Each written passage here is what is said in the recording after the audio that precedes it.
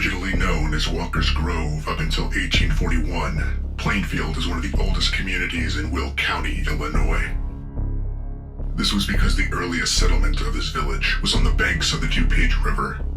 The Midwest has long been known as Tornado Alley, and Plainfield is known in Illinois as having a high incidence of tornadoes. Back in 1920, there was a tornado in Plainfield that had destroyed many buildings, blew pigs out of their pens and onto a kitchen table. Probably during lunch, I'd imagine. By far, the worst tornado to hit Plainfield was the F5 Twister of August 28, 1990.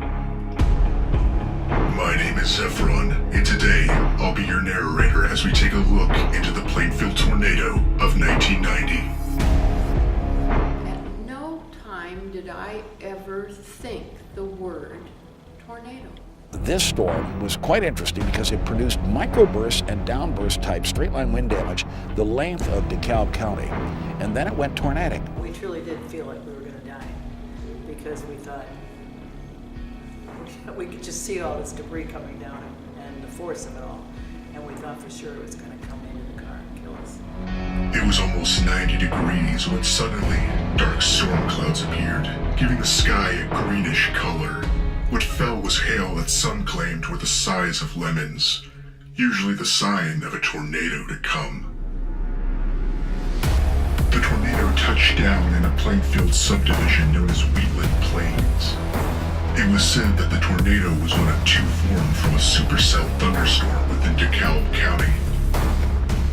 It ravaged sections of Will County, from Plainfield High School and St. Mary Immaculate Church and School, to stores and homes near the downtown area, to subdivisions like Peerless and Lilycash, to parts of Joliet and Crest Hill before dissipating in Indiana.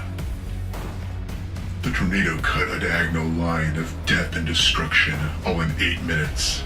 They said it happened between 3:15 and 3:45 p.m., but it hit around 3:30 in Plainfield. One of my former colleagues was killed. One of the kids from my son's softball team was killed.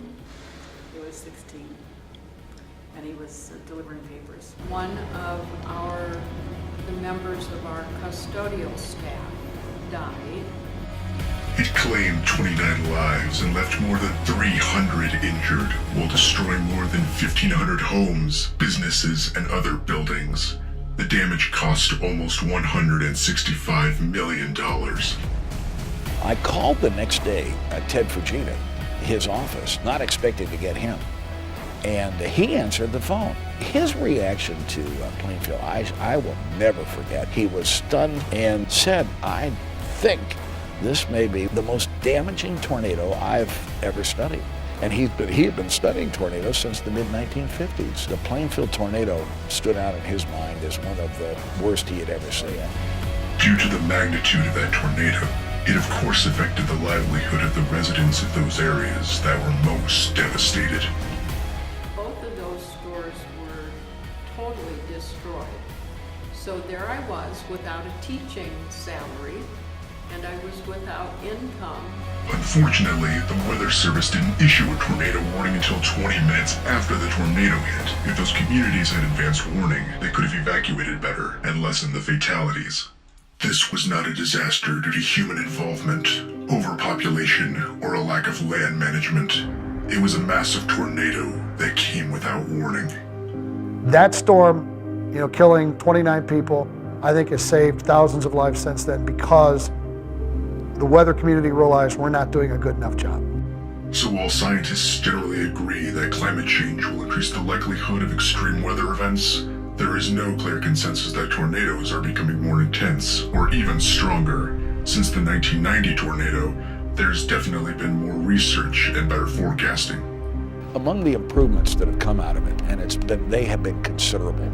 Better forecast and modeling tools, a far better spotter network, early delivery of the Doppler radar system in this area. In addition to its impact on advancements in forecasting, the Plainfield tornado was also a catalyst for Plainfield's socioeconomic growth. The economics were stunted for a time for our business districts that existed on that south part of town. But likewise, there were other aspects of our economy that then flourished. So many people needed homes to be rebuilt. So many people needed homes to be restored.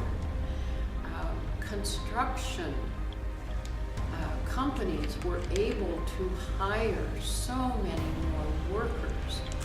And so people that had been out of jobs for a time suddenly were needed.